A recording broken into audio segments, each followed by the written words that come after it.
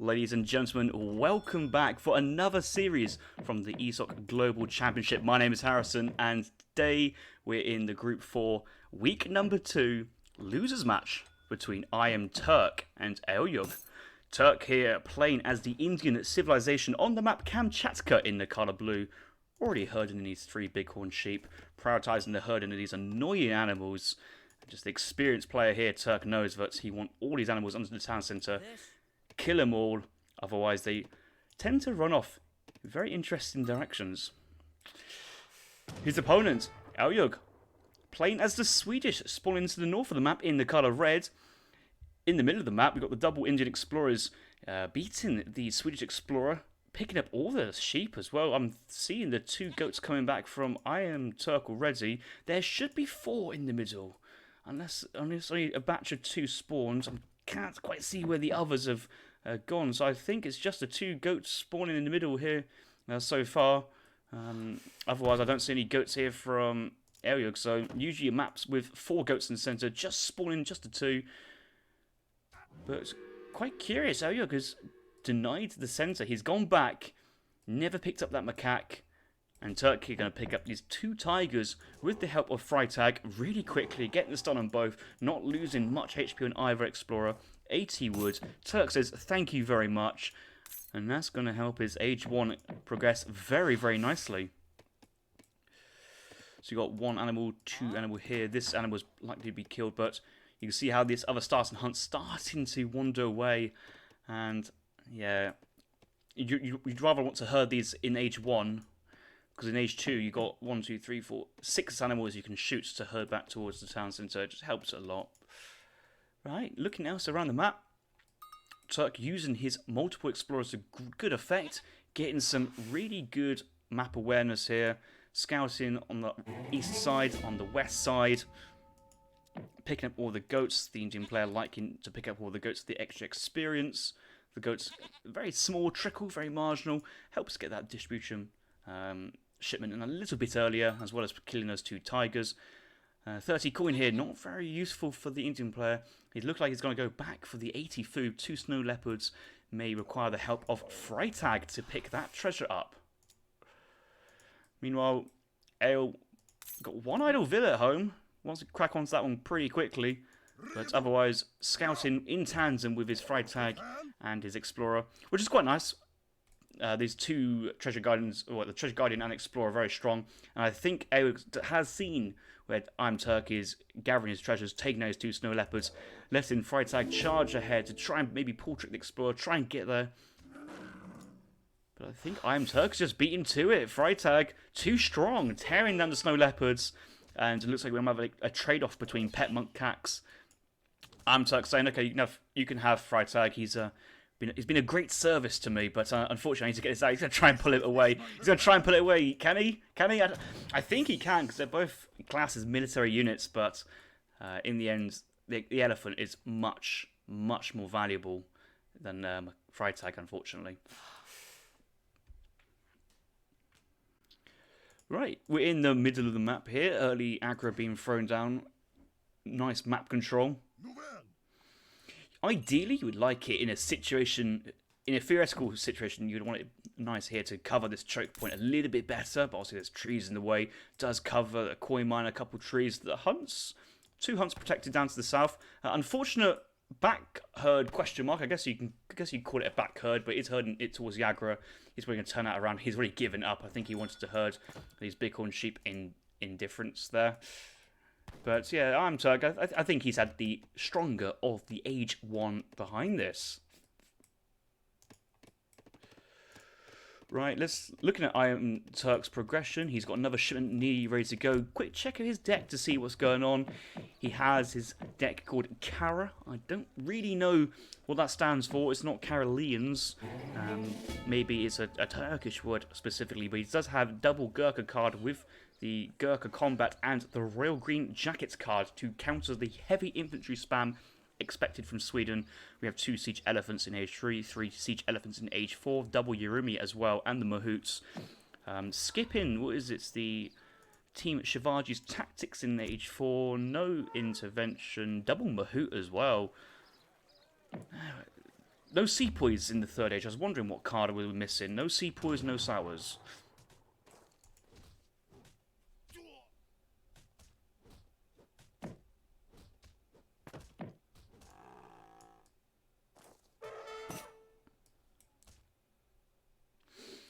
AOE picking up 80 coin, forcing IAMTURK back to run back towards his base.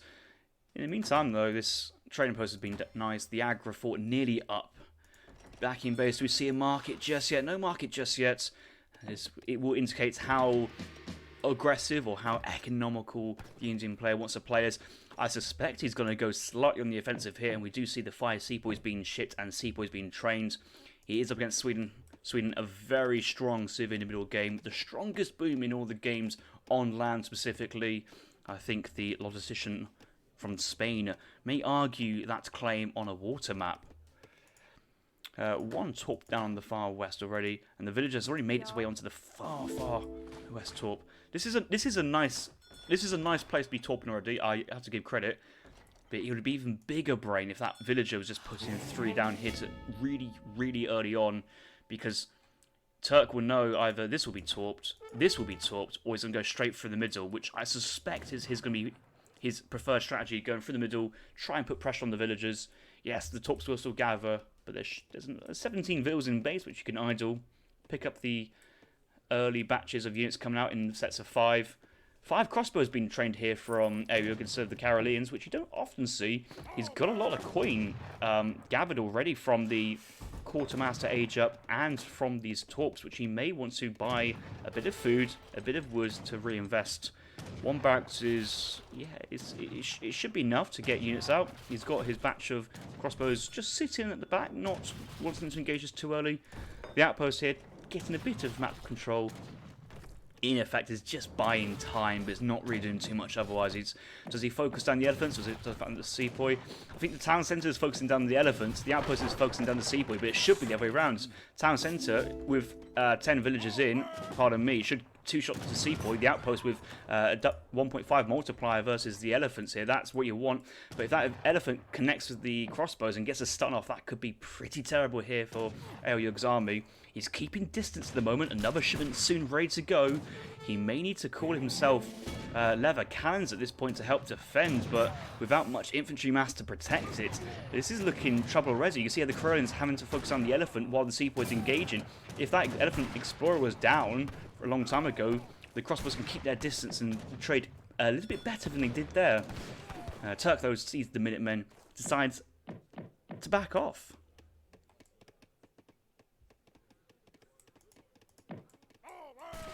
Looks like these players played on the regular map, not the A's spec UI, so we're missing the A's UI behind this. Let's check the card order.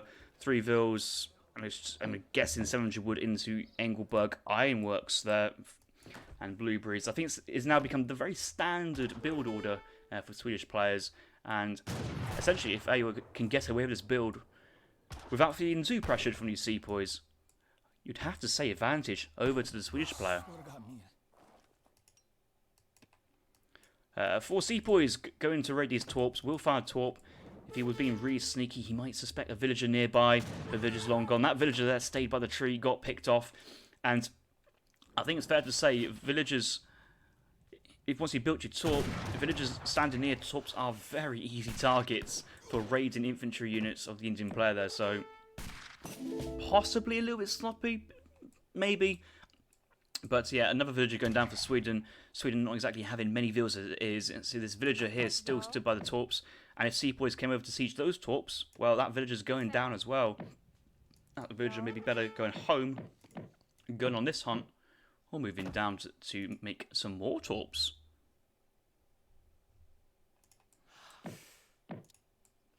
IAMTURK, mark it down behind this. Concert being thrown down at home.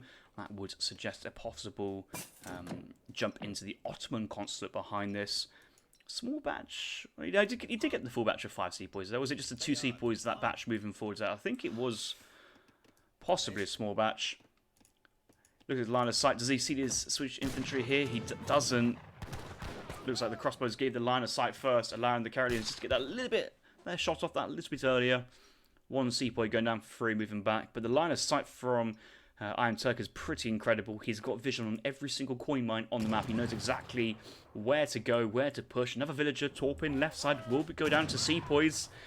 We talked about that, and it's gone down again. Just the 2 torps for the Sepoys to take care of. More Sepoys moving down to the southern side of the map. Maybe a bit surprised to see that there's no torps on this silver mine as of yet. Right, we do see a couple of Caroleans and Minutemen crossing the map on the western side, trying to push back these Sepoys. But, yeah, Sepoys versus Caroleans, that should be a Sepoy-favoured matchup here. Much stronger range attack. Yes, Caroleans, they do have a slightly higher firing rate, but they also have less HP, so as soon as Turk turns around and starts firing this, Caroleans should be going down, and maybe 5 Gurkhas here and there.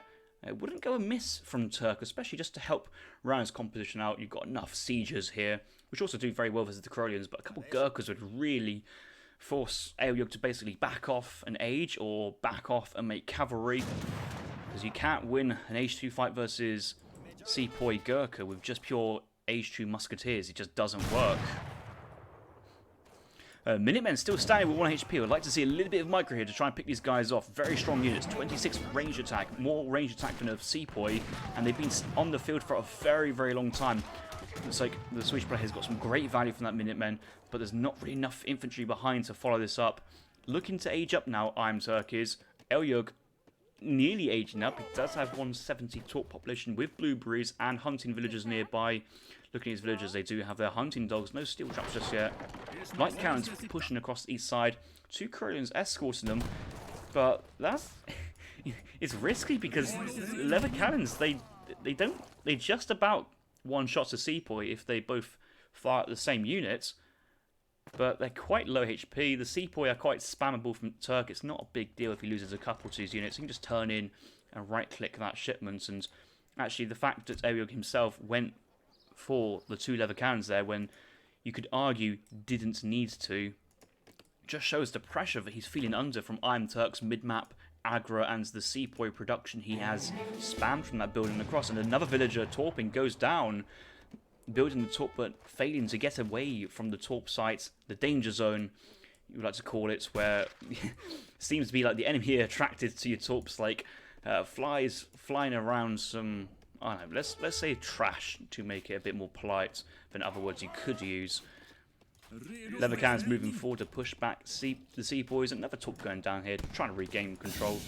Surprised these torps are still standing actually from AILEUGG. This is a mine you'd think that India would say, right, this is definitely my mine. I can tolerate you torp in this mine, the 2 base mines in that mine, but you got to draw a line somewhere.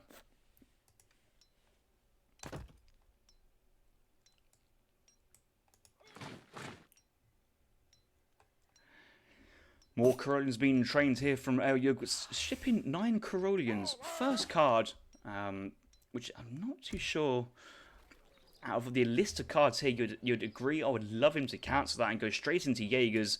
Jaegers is a type of card which was India just struggle versus skirmishers in general, really.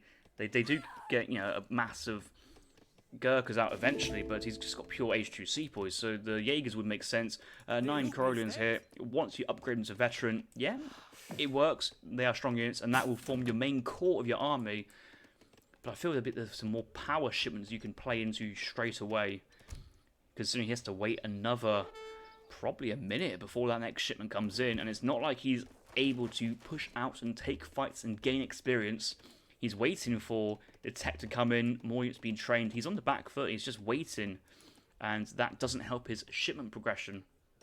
Meanwhile, IAMTURK sending 2 siege elephants as card number 1. He's expecting 2 falconets from AILEUGG, but AILEUGG here with the big brain play, sending musketeers instead of siege.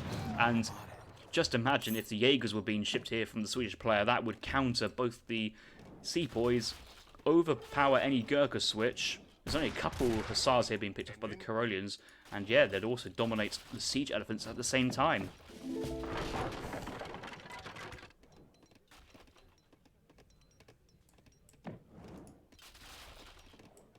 Double batch of Sepoys now being trained. We've got a mid-map Rax. Is it at home? It's at home, which is possibly not the greatest placement for a barracks if you've got mid-map control. That just slows down the reinforcement time from the sepoys. A couple of other cannons though making their appearance. IAMTURK just backing off, but Turk's just retreating to his siege elephants. I swear I just saw those guys in the elephants just jump up and down with excitement when they saw the leather cannons. I'm surprised they're still standing. I thought the siege elephants would do a much better job, but these are only light artillery, and the disciplined sepoy is now moving through. Do we see a consulate? It is Ottoman consulate. It's not British consulate, but he is changing consulate allegiances now behind this. Yeah, of course it was the Ottoman consulate. We saw those 3 Bastanchi hussars earlier. Sepoy combat now has been sent in behind from IAMTURK. He's just happy to take this heavy infantry trade versus Swedish Karolians. Turk's fine with it, but that card also upgrades the Gurkhas, which I'm sure he will soon transition to after this batch because, well, he needs skirmishers. Urumi being sent will help, but he needs skirmishers now because this is just too many heavy infantry for the sepoy to deal with.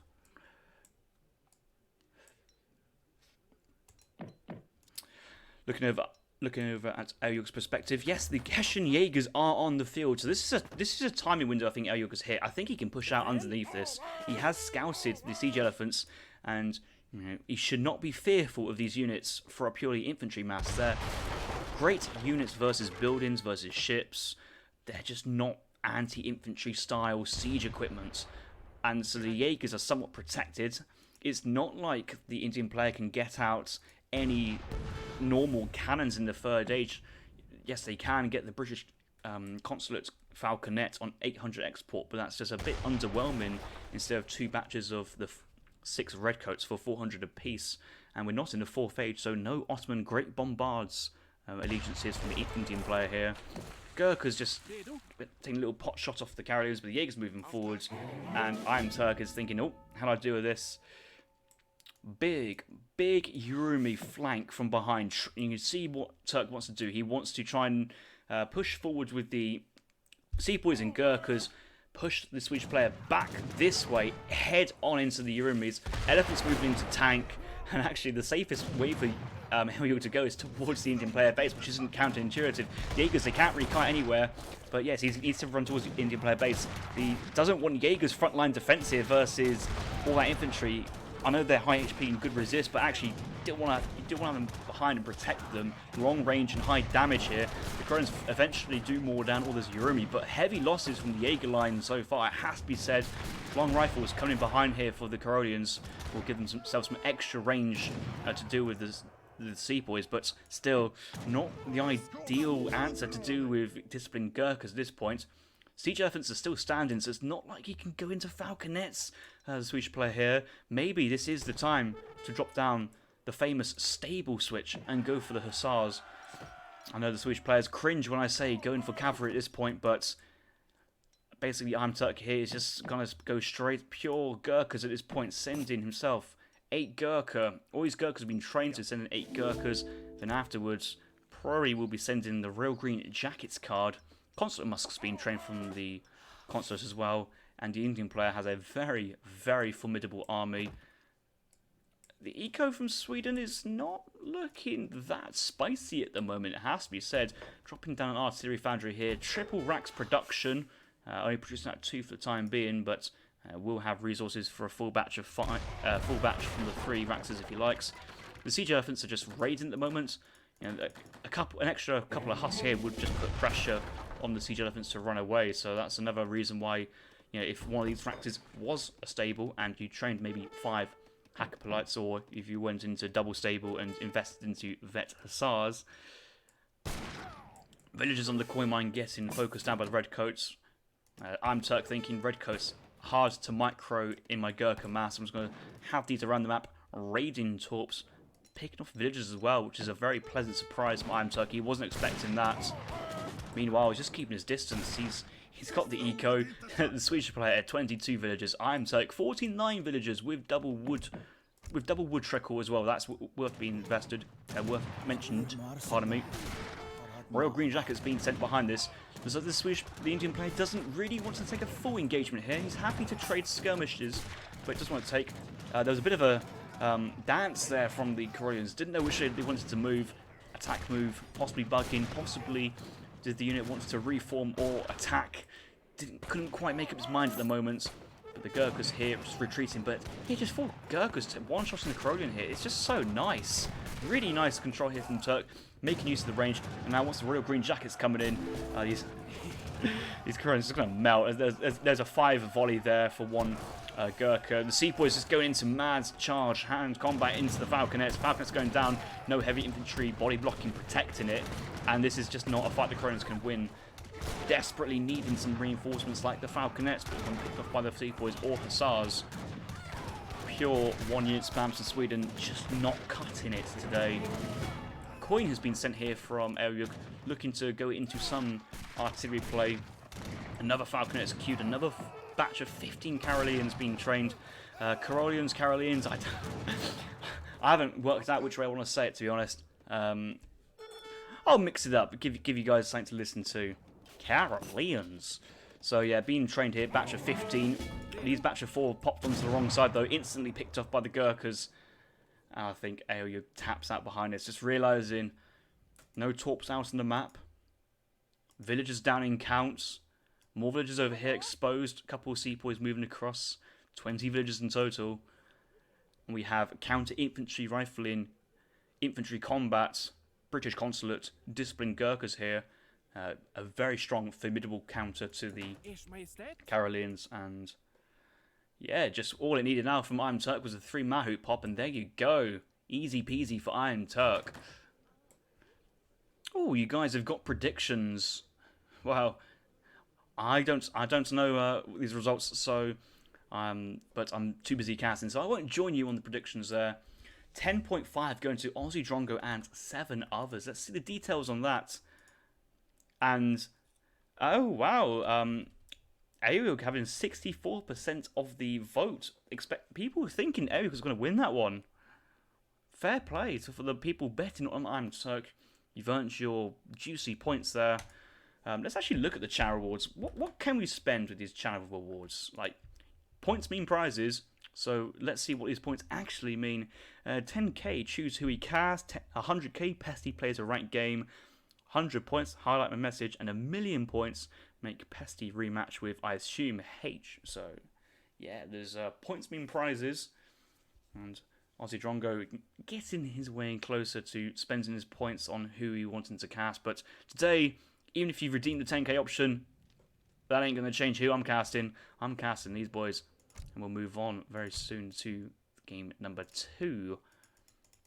Just want to look at the villager count, just see how the Swedish players have really just pinned down. Just so many villagers going down to the Sepoy raids.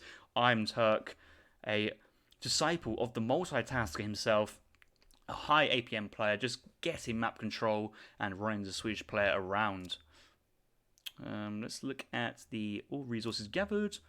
Relatively close, actually. I was expecting a little bit more discrepancy between the Indian player and the Swedish player, with the Indian ahead in eco, but towards the end, this 2k difference, 1.5k difference was to be expected, really, and was only ever growing at that point. But it was the strength of the Indian army which really carried the game, and yeah, that was such a clean fight at the end with the counter-infantry rifling skirmishers.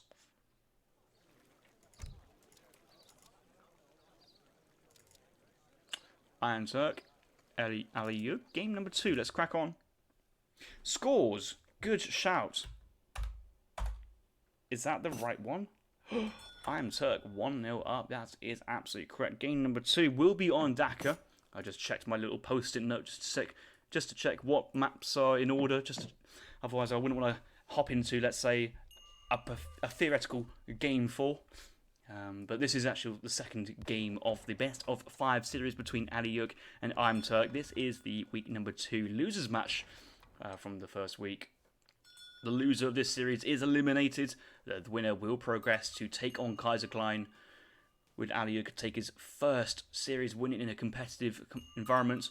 Will IAMTURK get his rematch versus Kaiserklein, which he so desperately wants? Time will tell, and we'll find out. I need to close that points thing on the chat, because it's blocking all the chat. I want to see what you guys are chatting about and see what you guys like. Abra saying Dhaka, love heart, and I tell you what, this morning I was having breakfast. I was waiting for story time with Harrison. Let's just ignore what's going on in the commentary for the time being.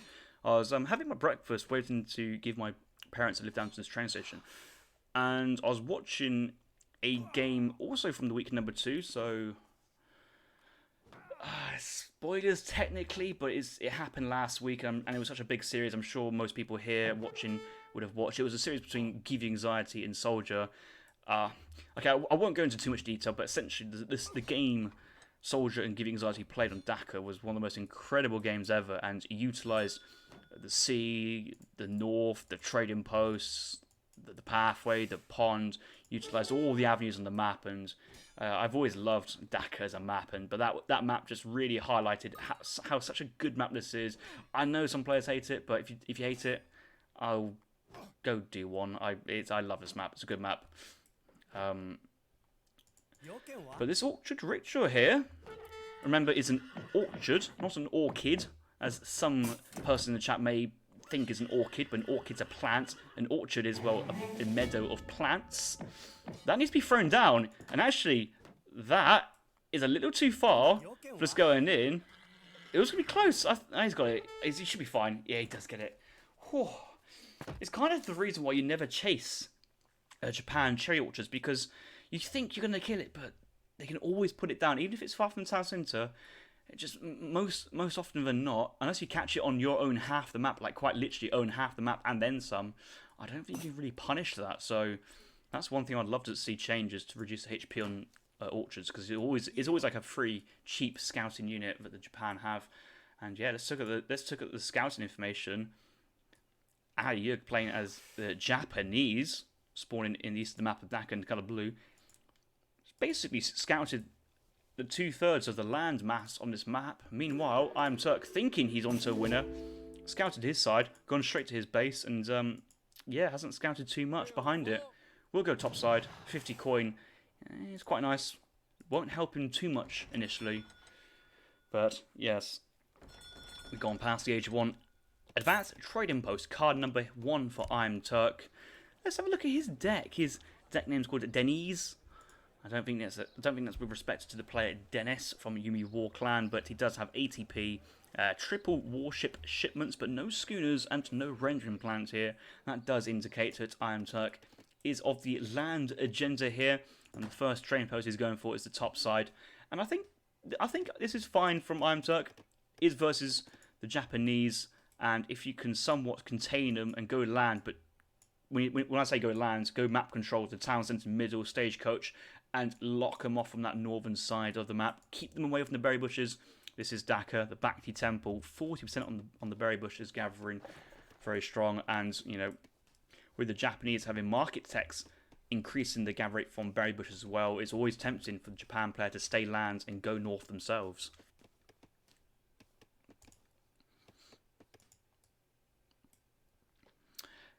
If I was AILEUGG and I checked IAMTURK's deck, I think you would assume that the first card here would be Advanced Train Post. I don't think Economic Theory makes too much sense as card number 1. I know a lot of people like the build order Eco Theory into Spice Trade, but my argument is just Eco Theory early on really does nothing for your economy. Why don't you just go 700 wood into Spice Trade? But it looks like IAMTURK is going for ATP, which is like a pseudo wood card in its sense. It reduces the price of the train posts. Does not have Spice Trade in his deck, and on a map like Dakar, I think that is a mistake. I'd rather kick out. I'd even kick out Genitals really versus Japan. I'm not too sure if Dragoons will play that much of a feature in this game.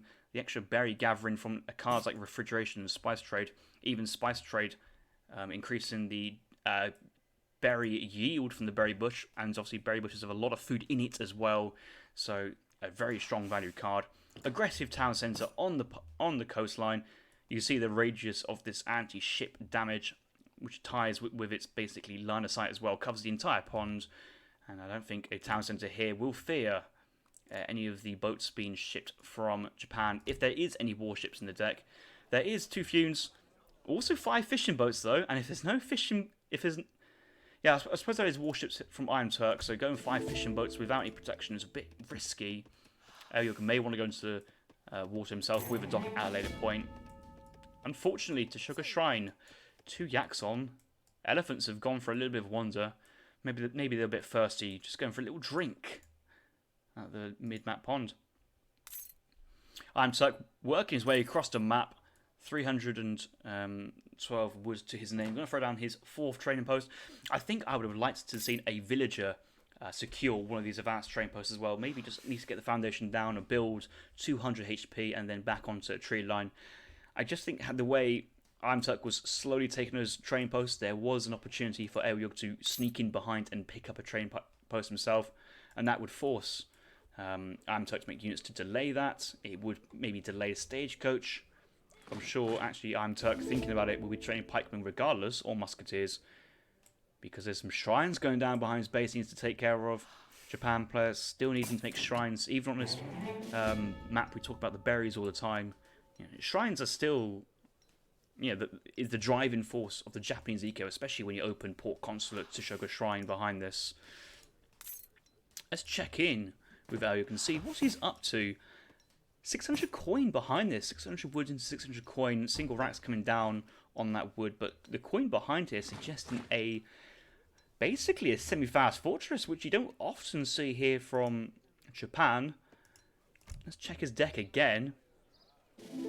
I can't tell you what that means or what his playstyle is, but I'm assuming with the 1k coin in behind here as well, don't see any Yabo-Sam cards, we do see the Nagi card.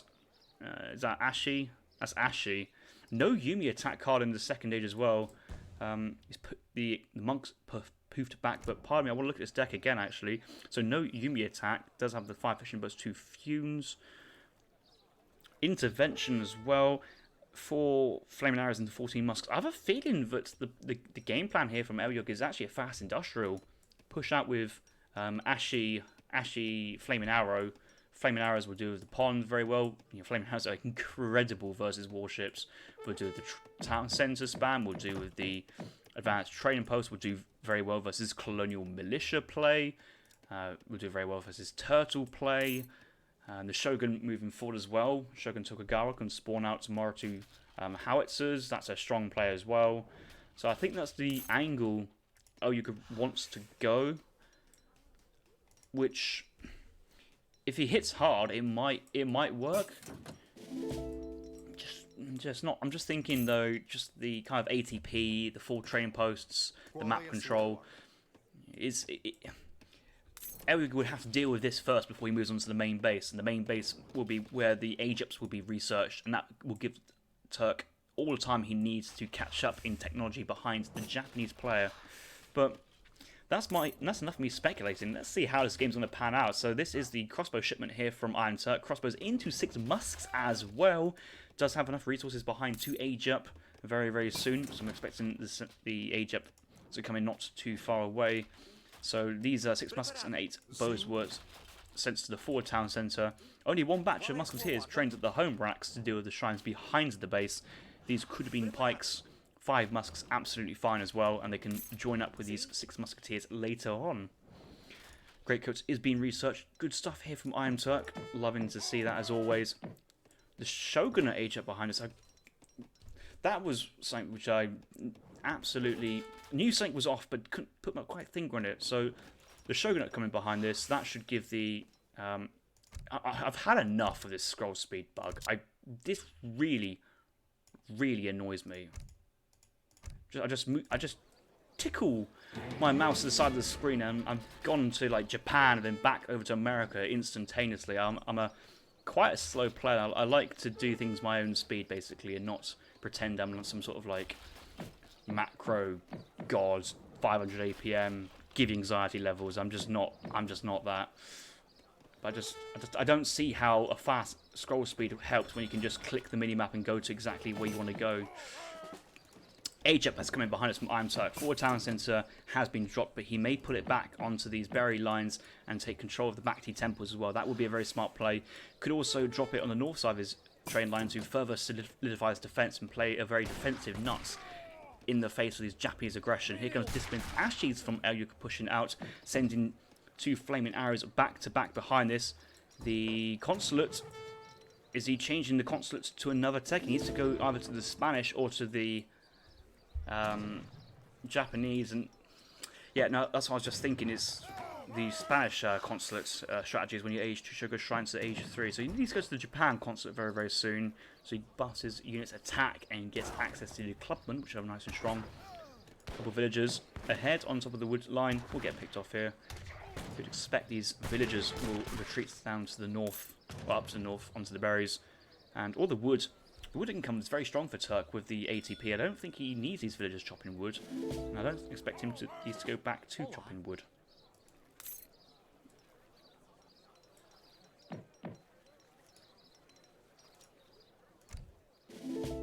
Yeah, Shogun Tokugawa is in the deck here for Japan player, but he's got no... He's got the H2 daimyo, no H3 daimyo, but you can get that on the Shogun Age Up as well, so that's probably why most players don't include it on the deck. I don't play enough Japan to give you a fully informed opinion on that, but 4 Flaming Arrows will force a response here from IAMTURK. IAMTURK's options are to drop an Artillery Foundry, train Culverins. Ideally, he wants to get a second. He does get a second here. That's really nice. And I think the Culverins, with their attack of 160, unfortunately don't one-shot a Flaming Arrows. So that is why having 2 Culverins were very important. A couple infantry here, prodding away from IAMTURK, but he doesn't want to do this. If he means letting go this town centre, you probably want to do so, because you've taken some significant losses in its engagements. And he's only got a couple of Cassadors behind this, only 3 Cassadors versus a lot of Musketeers. If they keeps marching forward, he can actually get a really good trade here. Yeah, so the Ash is going to go into the Culverins, and even if he loses his Flaming Arrows, this is 800 resources worth of units, and these were just 2 shipments sent back to back, which have picked off a lot of infantry units as well. So in terms of a trade value-wise, that's gone quite well for AILEUGG. But you'd have to argue that the eco behind this 120 Shrine Pop, not really going for a Shrine Boom, not too many hunts on this map to Shrine, and quite hard to actually get behind the enemy's base to Shrine as well. This semi-FF, or a very fast age up from a Japan perspective, it's a low eco build, and IAMTURK, he still has that town centre alive, he still has 4 advanced train posts behind us working, 2 organs guns come out, push AILEUGG back. 34 villagers here from IAMTURK, plus the 4 advanced train posts. But AILEUGG does have 9 shrines, so I guess it's slightly... No, that's still IAMTURK's favour. And obviously, IAMTURK has the scalability factor here because he has 3 town centres to 1. AILEUGG here not looking to be sending 1k wood into town centres anytime soon. Doesn't have in his deck. Not really an option to transition to multiple town centres. And he's pushing out now with Naginata Riders back to back. Actually saying that though, 43 military population here from AILEUGG. IAMTURK's only got 17. And... these 8 populations tied up in these organ guns. Here comes a couple of Cassadors. Double batches of Nagi here could just clean everything IAMTURK has. We could be saying like, oh yeah, IAMTURK's got this strong eco here, he should be all fine, la-di-da-da. But realistically, it only takes a small misplay, especially versus Lancer-style cavalry, and you're saying goodbye to your entire army. This town centre was healed up though. I think it would have been nice if that was... pressure was reapplied to that town centre to kill it before it did get real healed. Flag has been moved to Middle Pond. Are we anticipating 3 caravels as a card afterwards, or probably the frigate for the extra range actually? 3 caravels is usually better versus... is a better water shipment to fight boats, but the frigate is a much better shipment to deal versus land infantry. Yoga coming in from the advanced train post. Most players are remembering their Yoga tech as well, increasing all damage by 5%. Couple of Nagis moving forward. Only 6 Dragoons here to actually deal with that. And the thing is, Nagis, they do pull back, but these guys pretty much 2-shot a Cassador, maybe 3-shot. Batch of 5 Dragoons from that shipment from IAMTURK has just ran through the entire Japanese army. A couple of clubs touching them as well, and the 5 Dragoons are already down to 1. That was not a power shipment. And you'd have to argue a frigate in that situation would have at least had a bit more survivability than the 5 Dragoons.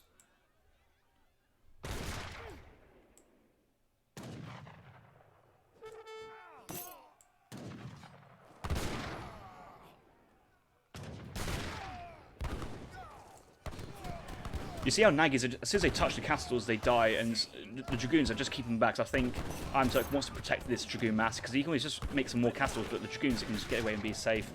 The Organ Guns getting some good volleys here on the infantry. I think the damage dealers here from the Portuguese army are the Organ Guns, so that's why AILEUGG is focusing them down and just leaving a couple of the clubmen on the castle doors. But yeah, the castles cleaned up, the artillery cleaned up. IAMTURK having to retreat further and further with his Dragoons. But I think the potential remass here from the Portuguese player is on. Let's check these villagers. They do not have their berry gathering tech for 100 wood, for 100 coin. Resources you do have. I think IAMTURK has forgot about this. I see no reason to delay that technology.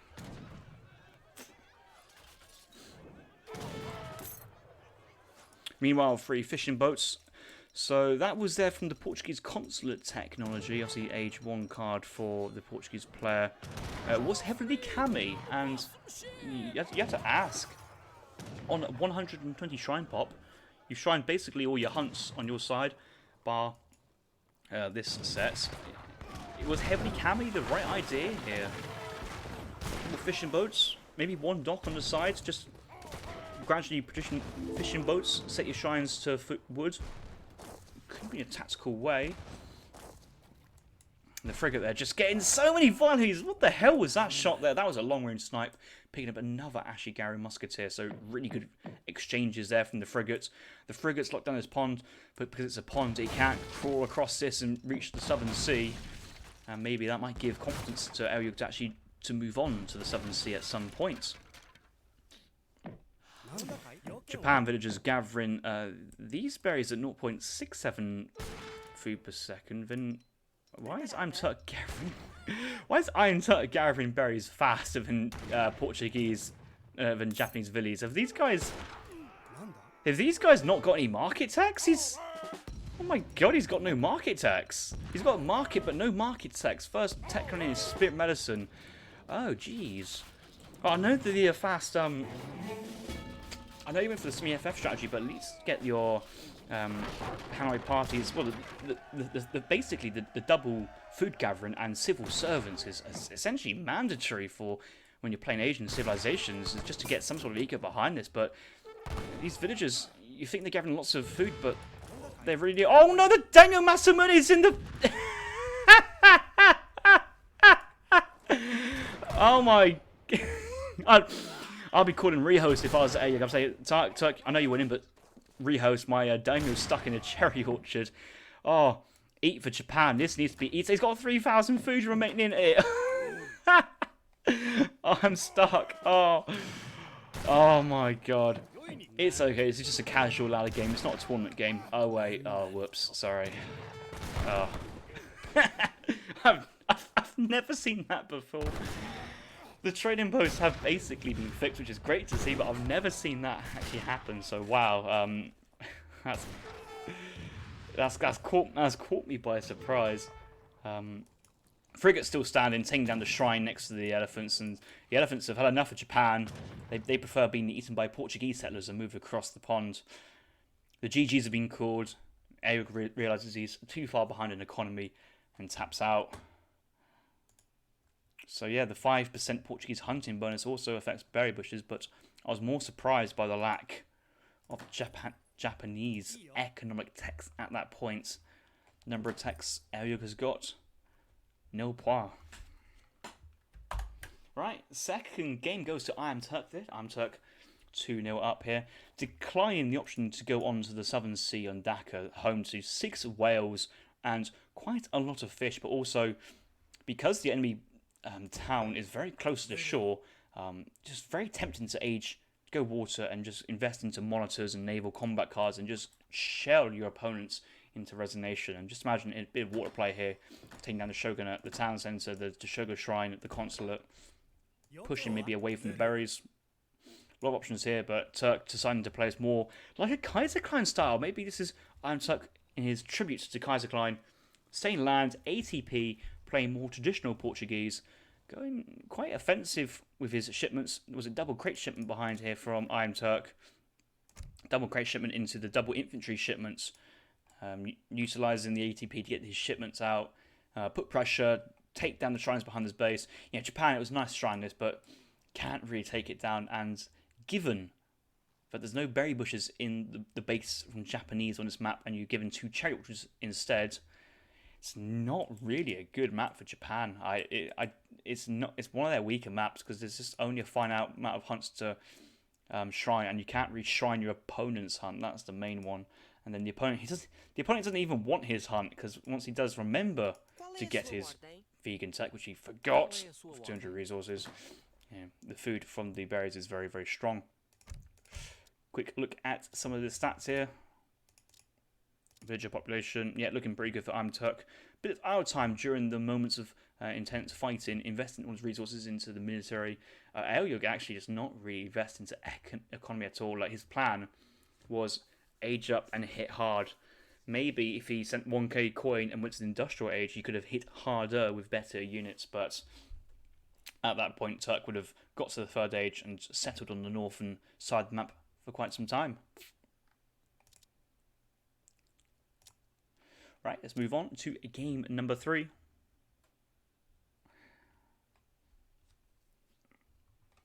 I swear I hit the quit button. God damn DE. Quite a lot of people saying China needs buff, Japan needs buff, Japan needs being removed, buff Sweden, all the classic chat stuff. Today, chat's looking rather quiet today. Where's Breeze Brothers? Where's my semi-FF lobby agenda chat? Breeze is here. Port's just popular. I've been playing Port since years, and we're looking to see some good Portuguese action in the next series. Age of Killer taking on Neutral Bear. It's going to be the highlight of today's night, and so far still only to be solo casted by me, unless I get other requests from other people wishing to join in later on. Right, recorded game week 2. IAMTURK versus AILEUGG, game 3. Let's hit it.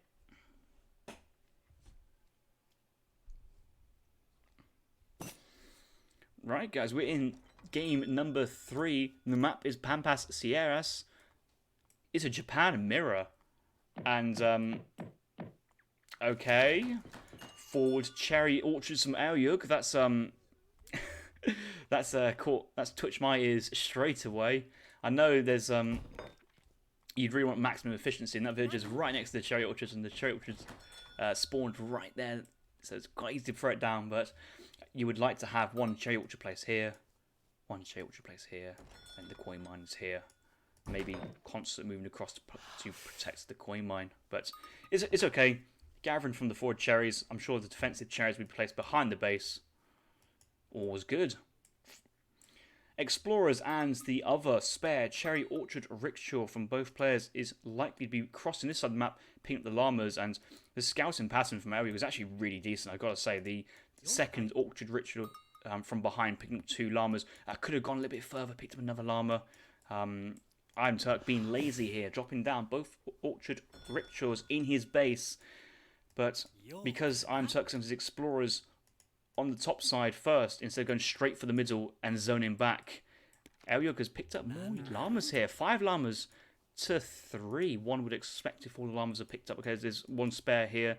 So if I was on to IAMTURK's point of view, he's got that's his 3rd llama there. So 5-3, early advantage AILEUGG in terms of the llama war, but there's more to it than just a llama war. And actually, 2 llamas already thrown down on the shrine is actually really nice.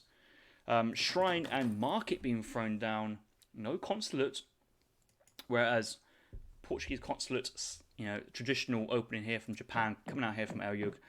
He's got his shrine built, just managing to get his shrine down on 3 llamas here. That's actually quite nice. 4 and 5 is nearby. He's sending the 4th llama over to this shrine, and this shrine will get a lot of food income from these livestock. So, really good use of that early age 1. Turk's nearby. He's going to pick up 30 food because, if you're nearby, might as well. Probably get a nice Divine Strike, easy pickup. He does go for it. Wanting to scout out the base, see what the opening from his opponent was. Scouts at the Portuguese consulate. I wouldn't be surprised if he poofs out at this moment. 40 XP is actually quite tempting, quite easy to pick up. But I think AILEUGG, with his kiting and catching up, will probably catch up.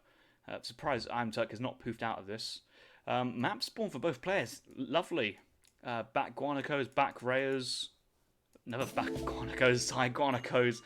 4 big hunts to really shrine very easily from south. Forward Guanacos as well. This is, if you're playing the British on this map, you'd be loving life. Same for IAMTURK. He's got 3 hunts. This is that Guanaco hunt down here. And that's that forward hunt from this position. So the map spawned very balanced and very hunt heavy, it seems, in the back of both players' base. Looking at prediction points, a lot of people betting heavily on IAMTURK this game. IAMTURK has been said to be the master of the Japanese mirrors. So will IAMTURK bring home the bacon, or will he let you guys down? Where to find out. IAMTURK has scouted 3 stray llamas, working on the 100 XP treasure guarded by 3 wolves to start off with. But he's managed to pick off 1. Another one goes down. And yeah, AOE. No, it's IAMTURK. I haven't got friend of foe colours, have I? No, that's okay. There's sometimes I've casted series with friend or foe colours on, so I'm like, oh yeah, if I go to friend or foe, I'm like, oh yeah, look at this. IAMTURK in the red colour. Let's look at it from red's perspective. Oh, he's changed his colours. What's happened here? And you get confused. But no, let's turn friend or foe colours off and leave it like this. So IAMTURK is definitely the red player. How fast is the 8-vil age up with Asian civilizations compared to the exiled prince? Well, 8 villagers on your Wanzer should age the Wanzer up in 70... Oh, 80... 60 seconds, a minute? So it's 120 with no villagers, 10 seconds per villager up until 4 villagers, and then 5 afterwards. So, yeah, 60 seconds. Exiled Prince, I want to say it was like 45 age up, then nerfed back down to maybe like 50, 55. So, Exiled Prince should be faster, slightly. 80 seconds. Is that 80 seconds Exiled Prince to age 3? It's... The Exiled Prince has been changed so many times, but it's still the preferred option because the power of getting your H3 shipments out earlier is just you can't really put a price on it. So maybe that's some homework for me to go and look into. So yeah, thanks chat. I've got to keep myself on the toes as always.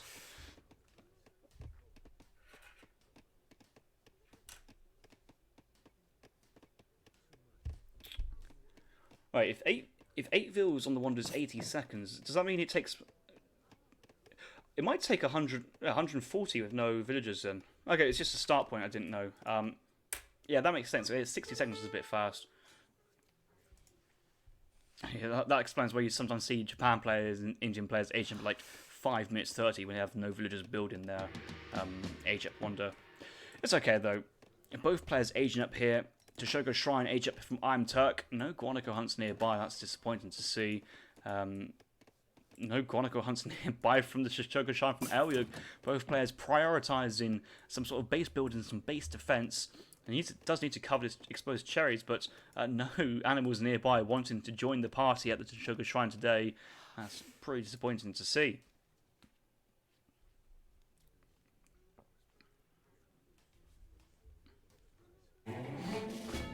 Breeze saying he's wish Zoe was still around, so the game would be in a much better stage. that could be a topic for another video. Who knows? Maybe we have an hour-long discussion discussing the meta, the balance, the direction of the game. That could be quite interesting. Who knows? We could have panelists coming on, giving their opinion. Some people really liked the current meta. Some people are not feeling very favourable. I mean, for example, today it's been interesting. We haven't seen any Spanish logistician action from these 2 players, although it is near enough the go-to strategy on Dhaka for the time being. We did see the Giving Anxiety brothers opting for a British mirror on the map instead of anything else. Portugal was thrown out from IAMTURK on Dhaka, so there's still many options and many ideas of how to play on different maps. And although I don't think it's super overpowered, it's certainly an interesting play style regardless. AILEUGG actually retreating the llamas away from the shrine. That is a really nice micro tip. He just wants to get it away, and actually he wants to pull them back and get on the Shogun Shrine, and maybe IAMTURK may want to do the same as well, because if that Shogun Shrine is not being harvested, it's just a lot of eco going, oh, he's lost a shrine alarm. That's unfortunate. Okay, IAMTURK does get in his food tech behind us. Does AOE get his food tech? He's got his first tier food tech. Getting his second tier now, but slightly behind IAMTURK. IAMTURK does have a couple of clubmen out. So, obviously, IAMTURK opened up with the market. Did not open up with consulate from Portugal. Dropped down the consulate on the Egypt from the Sugar Shrine. Allied with the Japanese isolation. And had the remaining exports to fund 5 Konsha Yamabushi clubmen, which is really helping it in this shrine wars behind this at the moment. More Yumi archers to deal with the shrines, and basically this is forcing AILEUGG to respond with Yumi archers himself. He can't really open Ashes versus double batch Yumi archers. 5 Ashes will do nothing versus these. 5 Yumis won't do enough, but he just needs to hold out and try and match his Yumi Archer batches, but because IAMTURK aged up that bit earlier, his batches of Yumi Archers are just popping out on the map that much faster, and the tempo is with IAMTURK continuously this game. I think AILEUGG wants to push out here on his consulate Portuguese crossbows. That's a type of archer unit which will do very well versus Yumi Archers, and that should give him the mass to defend some of his shrines, because at the moment I don't really see many shrines from IAMTURK going down. AILEUGG at 150. IAMTURK at less shrine pop because he went villagers first instead of heavily Camu. Yeah, I've probably waffled a bit too much on actually this game. Actually, quite a lot of intricate details have happened. IAMTURK opening with 2 villagers. Market we did see the market, but no Camu, which makes sense. No 300 wood as well. It's a bit of an idea which you prefer. Military rickshaw from the Japanese consulate has come from IAMTURK, so that's going to help him get down his early stable. A lot of players like that as their stable transition. And that's the thing, the clubman and the 4 Yumis is essentially forcing AILEUGG here into a Yumi response, which then opens itself up to a Nagi switch. IAMTURK sending 600 coin as a pivot shipment to go into Nagi production, but judging by his resource allocation, looking to age up to the fortress age behind this, but this is interesting though. IAMTURK is aging up behind this, but his economy is arguably in a weaker state than it is from AILEUGG's. 31 villagers from Turk versus 29, thanks to that 2 villager shipment, but 140 shrine population with the Heavenly Kami as well, versus just that 90 shrine pop, or 100 shrine pop now. You know, it's you have to say Eco is in the side of AILEUGG. He's dropping down the Golden Pavilion basically a similar time as what IAMTURK is. Although IAMTURK isn't the score lead, I'm struggling to see where this score is coming from actually. Maybe it's just a larger mass of Yumi archers on the field. We do see 17 military population here from the IAMTURK. AILEUGG behind this. Oh yeah, I've got the old style score overlay, which struggles with mirrors. Oh, I try and guide it a little bit better.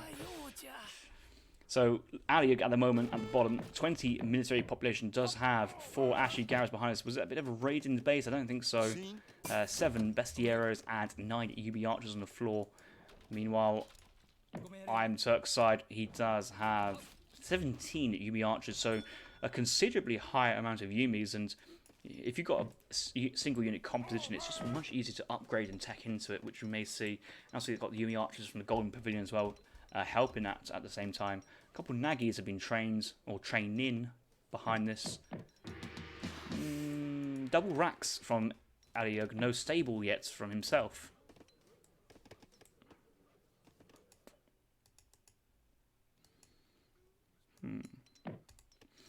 Right, IAMTURK's first shipment behind this is the 5 Nagi Nata Riders. A quick look at his deck, that has 7 vills. No crate shipment in his deck behind this.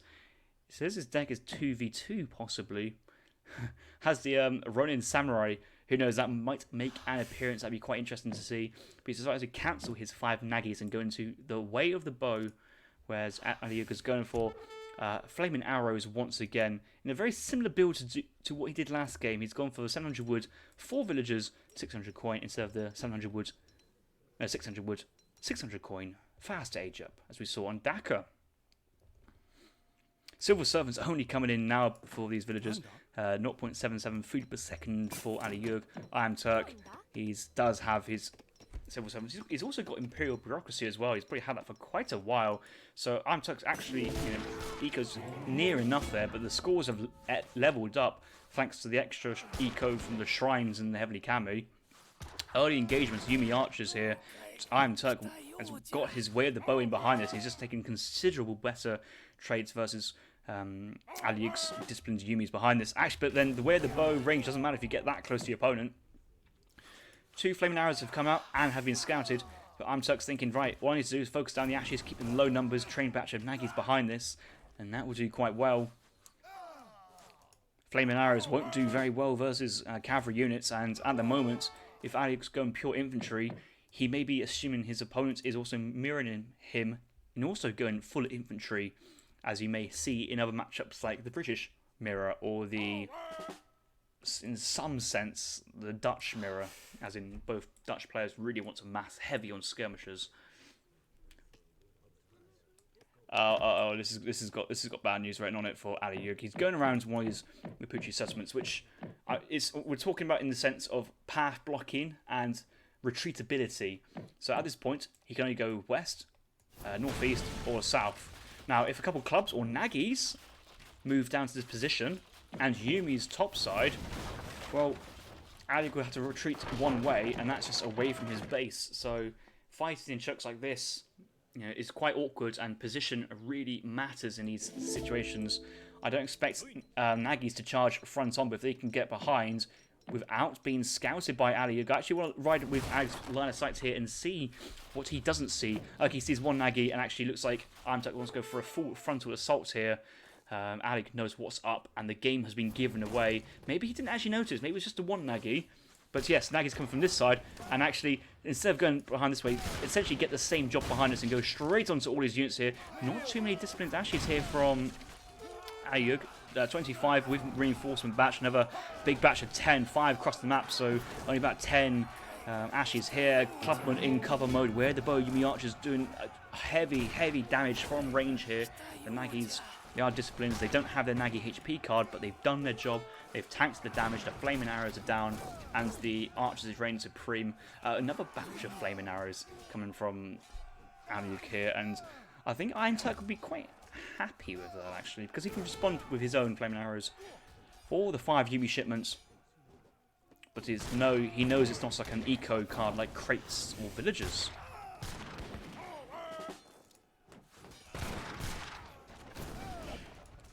Nagi's going straight in, very tanky cavalry, 30% range resist, 396 HP on disciplined upgrade, and the Ashes can't do enough range damage before the flaming arrows are taken down. And I suppose you can argue traded the 5 Nagis for the 2 flaming arrows, but in the meantime, Yumis were able to get some good trades on the Ashy Garrows. AILEUGG's pushback, and now the advantage is in IAMTURK's favour. AILEUGG looks like he's dropped a couple on the villager production cycle here. 38 vills versus IAMTURK's 43. Let's look at, does he have his upgrades? I'm looking for those upgrades. Yes, he's got most of his upgrades, not quite Imperial Bureaucracy for an extra 10%. Ashley's going straight in. Here comes the Nagis, and Ashley-Nagi combination actually from AILEUGG is a really smart play, real strong. It's forcing the Nagis in front of the Yumi archers here from IAMTURK to body block and protect, but these Nagis from IAMTURK, they're not getting the greatest value in terms of damage dealt, but they are protecting these Yumi archers and getting away. Just so can avoid these colonial Nagis, which just, even though they're colonial Nagis, they still do a number on these disciplined Yumis. Just the counter system in Area 3, very strong. But the Yumi archers are running away, and they've got to keep running and wait for more reinforcements. But a couple of Nagis here just won't be enough to tank the damage from the Ashy Garrows. And this is the time maybe a couple of Yabusams would fit quite nicely into IAMTURK's army. So let's be on the lookout to see if we do see any Yabusams. More Nagis being trained behind us. Here comes the Cherry Orchard shipment, and it's come at the right time. Yeah, looks like he's just run out of all the food, so he's going to go straight back onto that. He wants to try and minimise that out of time for his eco. Yumi archers being trained behind this from AILEUGG still. Checking export, 100 export from IAMTURK. AILEUGG is at 45. Yeah, both players spending their resources very well. More skirmishers skirmishing being done by both players, just trying to trade volleys, but IAMTURK with the superior Yumi Archer mass will win these exchanges. Here comes more Colonial Nagis from AILEUGG. He does obviously have the HP bonus in the Golden Pavilion. HP bonus has been called from IAMTURK as well, so IAMTURK's Nagis at 396. So both players actually preferring HP on all units instead of a ranged attack for the Musketeers and Yumi Archers. Is the engagement going to happen? Actually, IAMTURK wants to pull back. IAMTURK wants to keep these ranged exchanges going on, but AILEUGG wants to get up and close and personal. So you see, when IAMTURK can snare the Ashes, he's actually thinking twice about it and probably wants them to pull back.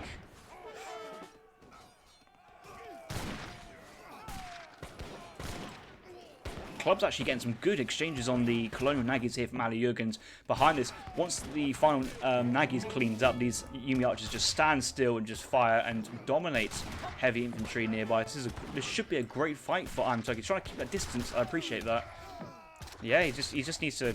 He just can't get the distance. This is when the Nagis come in to snare the army, to force their retreat, and actually AILEUGG is just getting out the other way before IAMTURK Archers get back into range. Some really good unit control from both players in this game.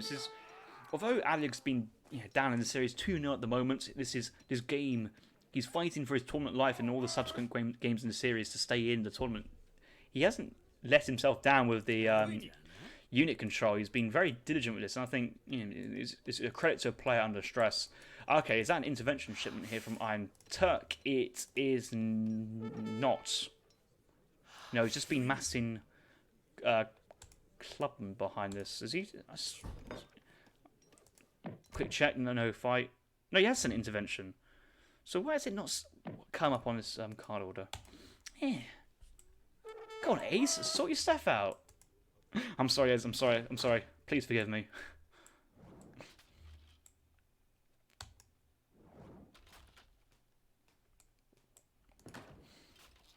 You got to remember, meanwhile, the Shrine War has just been continuously happening from both players. There's a couple of clubmen from AILEUGG taking down or wanting to take down Shrine from IAMTURK. He's got to try and commit because he knows if he runs away, they're dead. So, yeah, just pray.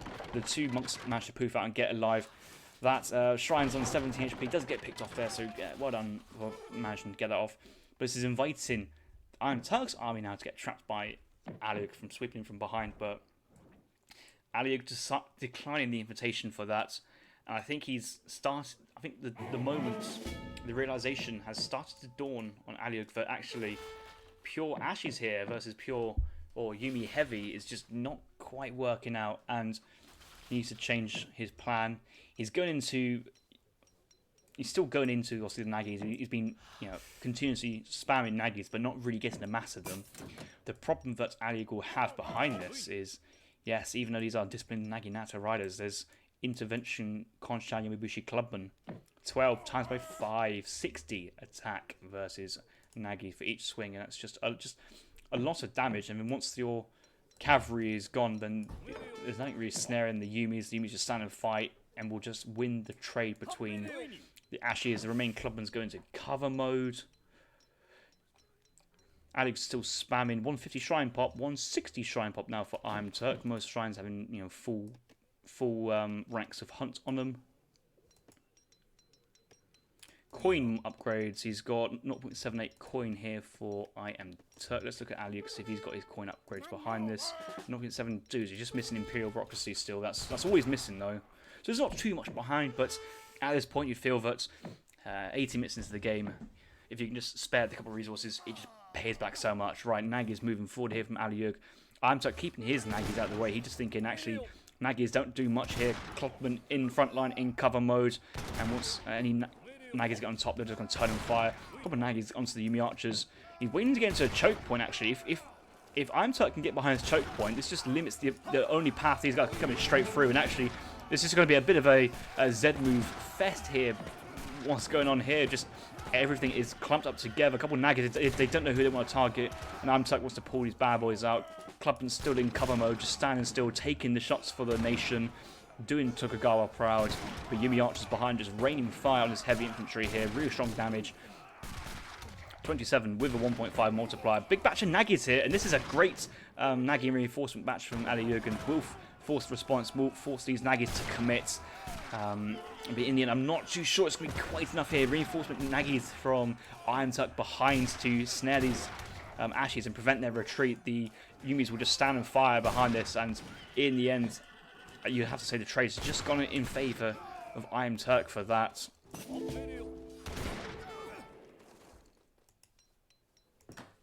Obviously, both players have sent their chariot orchard shipments. I think soon it's time for another chariot orchard shipment. So there's 5,000 food remaining, so I imagine there's also equally a large amount of food remaining for IAMTURK. Obviously, he does have bureaucracy, so it might be a little bit less. 2k, 2.5k. So yeah, IAMTURK needs to send another chariot orchard shipment very soon. Has a shipment ready to go, and he's going for Nagi HP behind this. I don't see too many Nagis in the field, but Nagi HP is a very strong card.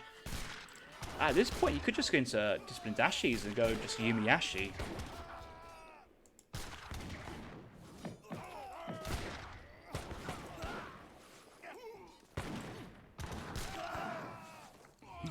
Double Divine Strike. It's nice to see that these Japanese monks are still putting a shift in the combat side of things. IAMTURK's Explorers are just... oh, this one's still standing. 190 Shrine Pop now for IAMTURK. Meanwhile, AILEUGG is at 140. And if we look at their line of sights, you can see that AILEUGG has got one shrine in enemy territory, sharing middle map honours over on the eastern side. But apart from that, rather defensive, not really having map control. Meanwhile, IAMTURK is has central vision and has mainly taken the western side as well as sharing the eastern side. So yeah, IAMTURK has just basically exerted that map control and just edged out his Japanese opponents here in the Japanese mirror. More disciplines and Naginatas coming across from IAMTURK. These guys, he didn't sense the Nagi HP card yet. He's turned around into Yumi Archer attack, 20% on his Yumi Archers. So these guys having 27 ranged attack. So yeah, I think he's changed his consulates to the HP from ranged attack. So now that the Yumi Archers are still back at that 27 damage, but have a little bit more HP, but mainly for the benefit of the Nagis. Okay, both players knew that IAMTURK was gathering here from the line side of the shrines. Now the Nagis have gone on the east side to try and clean this up. This will force a response here from IAMTURK. I don't think he will let 8 villagers go down here. Maybe, was it 9 in total there? Go down for 3. Let's see what IAMTURK is going to cook up for us now.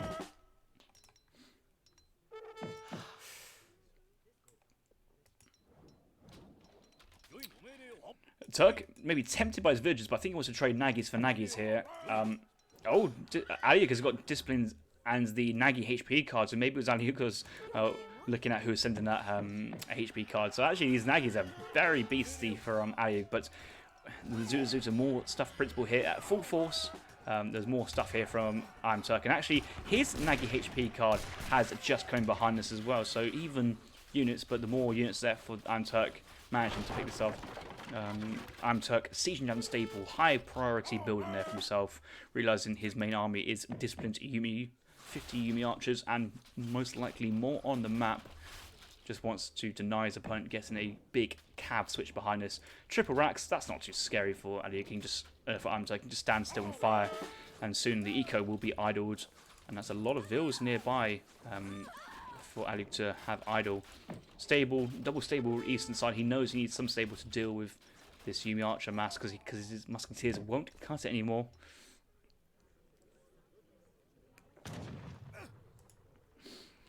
Meanwhile, during this Pro Series game, we've got the chat talking about KCOG in the chat. A very valued member of the streaming community. It's always interesting. And I'm like, very brief low, occasional glance over the chat, and I'm thinking, how on earth did this conversation get to this point?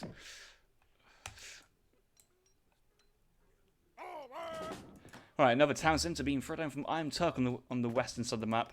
Turk usually likes going like triple defensive town centre occasionally as Japan. It's one of his playstyles. Another big Nagi raid on the left hand side, but backed up by Yumi Archers, 27 per range.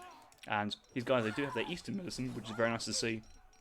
But unfortunately, that won't save you from 8 horses with very pointy lances on them, or should I say, Naginatas. Meanwhile, the Ashes are furiously marching across, but I don't think they'll catch up to their villagers in time. And they actually decide to turn around and think, nah, I've had enough. I don't want to save those villagers. Those villagers are too far away. They're too long for the world. And yeah, so at the moment, at this point, IAMTURK knows that he's on this coin mine. He knows he has to expand his coin mine. So he knows his opponent, who's also playing Japan, is basically facing the same issue. The eastern coin mines were raided. The only sensible decision then is move your villagers onto the western coin mine. Even though AILEUGG has now captured the eastern side, he still had villagers on the western side, which IAMTURK came in and cleaned up. Okay, it looks like there's two control groups here from IAMTURK. He's got more than 50 Yumi archers, so this is actually some nice APM to actively control and manage more than 50 Yumi archers. But more than 50 Yumi archers, you're going to need a hell of a lot of cav to take down, and this is just Yumi archers in full action at the moment. They've got their way of the bow, they've got Yumi archer attack.